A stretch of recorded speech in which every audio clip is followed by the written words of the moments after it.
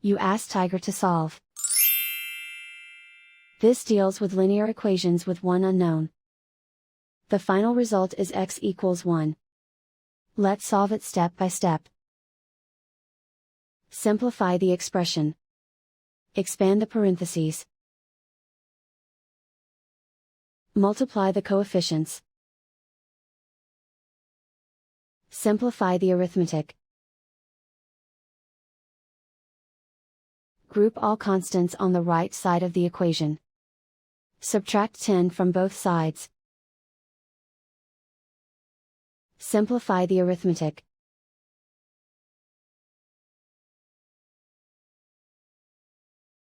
Isolate the x. Divide both sides by 10.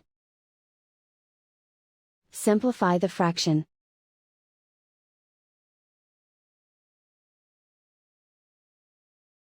And so the final result is x equals 1.